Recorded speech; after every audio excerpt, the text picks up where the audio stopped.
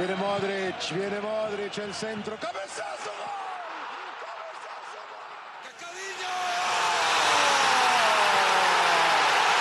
gol. Ronaldo! Manchester City are still alive here. Balotelli, Aguero! Va a pegarle Ronaldinho Gaucho. Ya lo hace. Pierna derecha, directo al arco. ¡Golazo! ¡Golazo!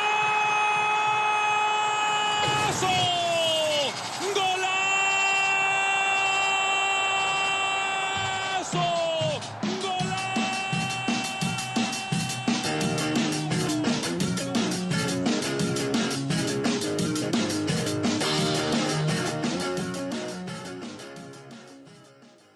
All right, guys, my name is Andres, co-host Dixon Fernandez. What's up? What's up?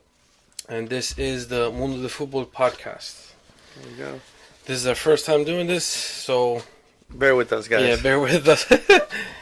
We're going to be talking about news, transfers, rumors, bullcrap that happens in the world of football.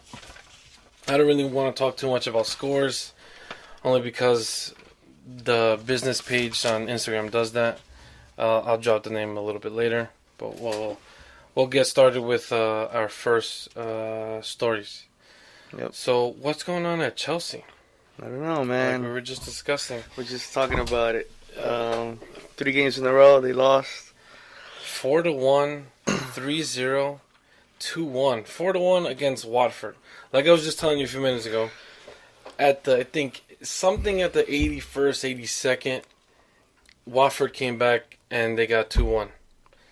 Between 82 and 90, you only got 8 minutes left, and they came back with another 2 goals. Yeah, I mean, I think since before that they've been tying games as well.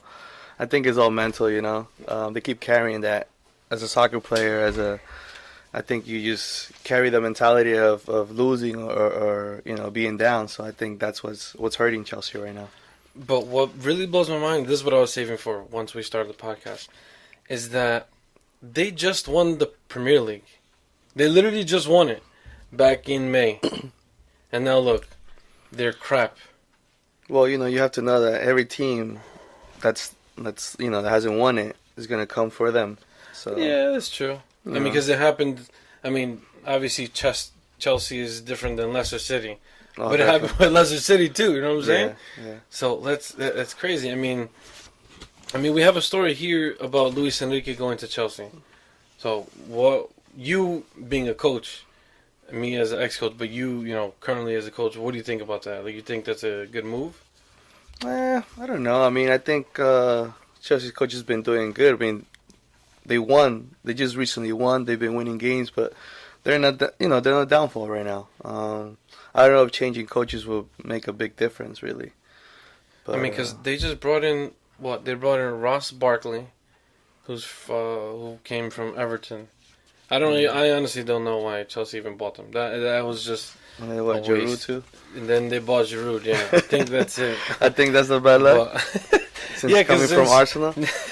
Because I think the game that he last played, they lost, if I'm not mistaken. And then coming to Chelsea, then they lose, 3-0 and then 4-1 to Bournemouth. AFC Bournemouth. Who's that? Yeah. I mean, and Watford. Who the hell's that? All right, yeah, they came from the championship.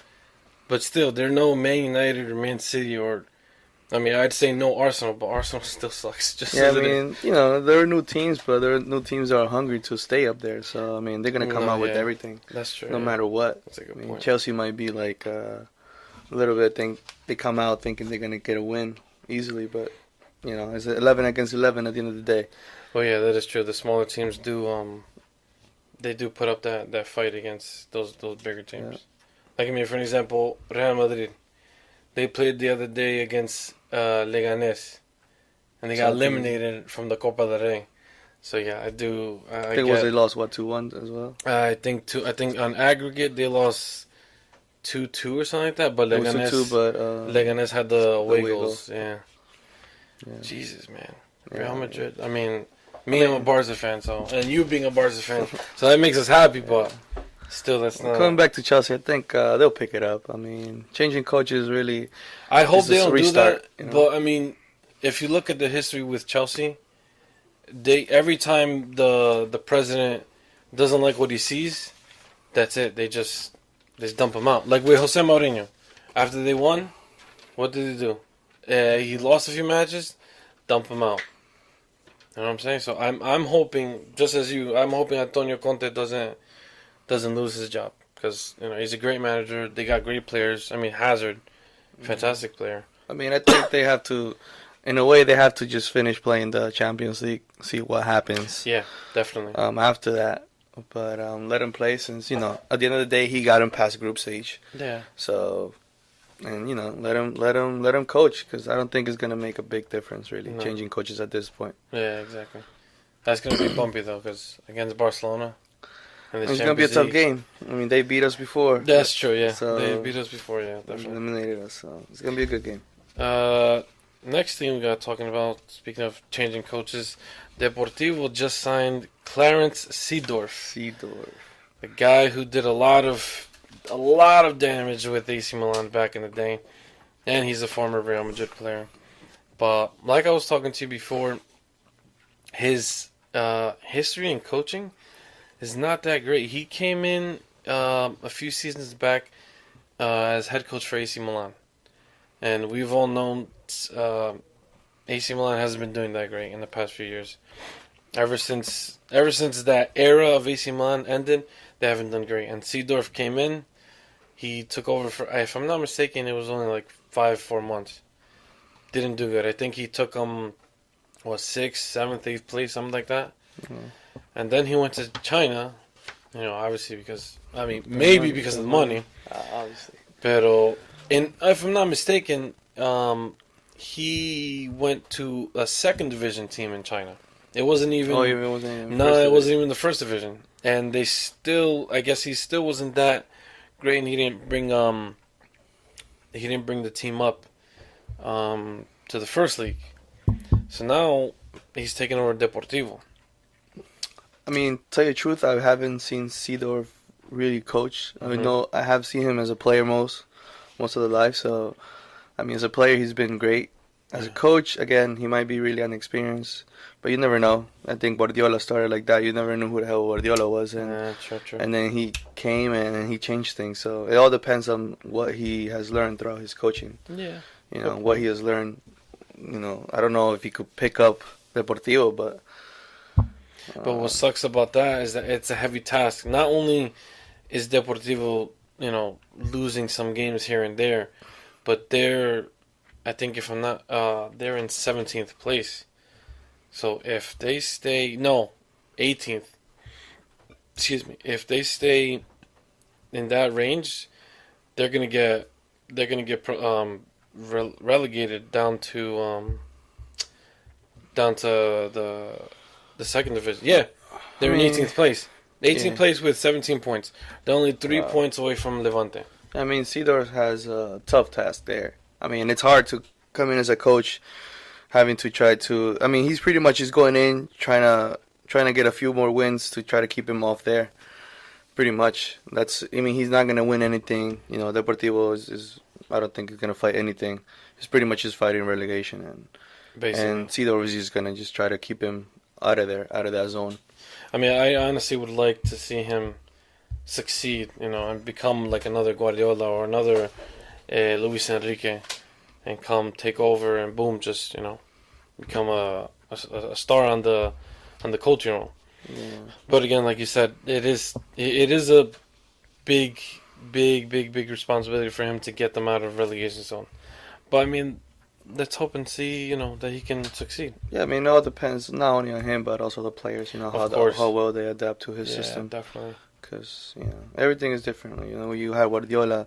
Look at the players that he had in the team. So that's Seedorf comes in with a team that we barely know those guys, and see what mentality he puts in them, and then help them out. That's true. Let's see. All right, now staying in La Liga, let's talk about Umtiti. Umtiti being racially abused by Sergio Garcia.